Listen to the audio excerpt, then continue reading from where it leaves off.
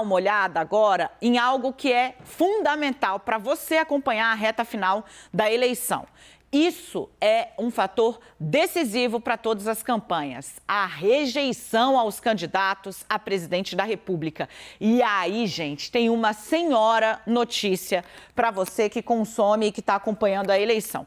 Bolsonaro sempre foi o líder de rejeição num patamar acompanhado aí por Ciro Gomes. Em agosto era 55-33, empatados no limite da margem de erro, Bolsonaro numericamente à frente.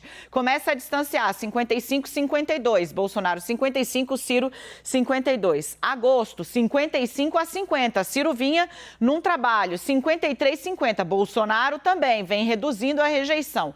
14 de setembro, o melhor momento de Bolsonaro na série histórica da Quest, 52-50, era a menor marca de Bolsonaro. O que acontece de lá para cá, olha o estirão que a rejeição a Ciro Gomes registra. 4 pontos percentuais. O que acontece nesse meio tempo? Uma guinada duríssima no discurso de Ciro contra o chamado voto útil e, em especial, contra o ex-presidente Luiz Inácio Lula da Silva. A ponto de que, pela primeira vez, Ciro Gomes e Jair Bolsonaro empatam em 54% dos eleitores que dizem que não votam neles de jeito nenhum. Os ataques, eu disse para vocês outro dia aqui no 360, né, que uma máxima do marketing político eleitoral é: quem bate também apanha. Por quê? Porque você bate no outro, no adversário, mas você também atrai alguma raiva, alguma rejeição para si. Porque às vezes aquele eleitor que está lá com ele, mas não muito convicto, olha e fala: pô, mas que baixaria, para que fazer isso? E isso vira rejeição para você. Espertamente, sabendo desse fenômeno, a campanha do Bolsonaro fez o quê? Terceirizou os ataques a Lula, né?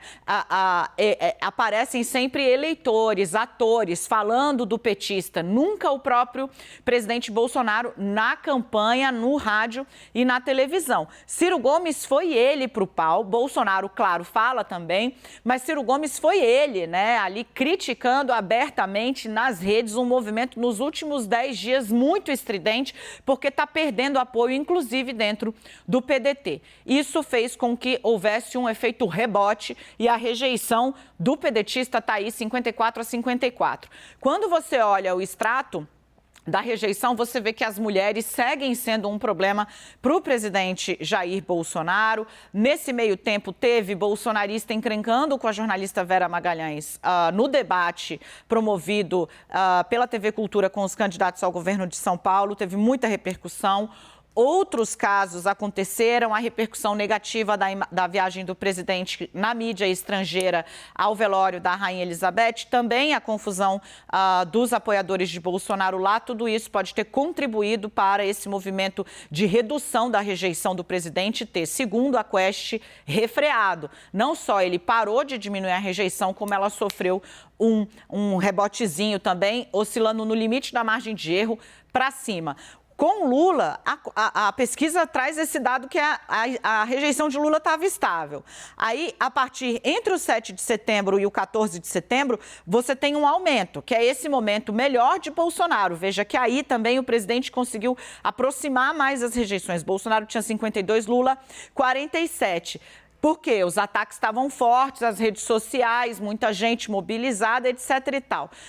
Por este fenômeno, esse acúmulo de desgastes na última semana, isso também levou a uma inflexão na curva de rejeição de Lula, dentro da margem de erro, mas, de novo, confirma essa tendência de cenário mais desanuviado, digamos assim, para Luiz Inácio Lula da Silva, que vem fazendo uma ofensiva pesadíssima pelo chamado voto útil.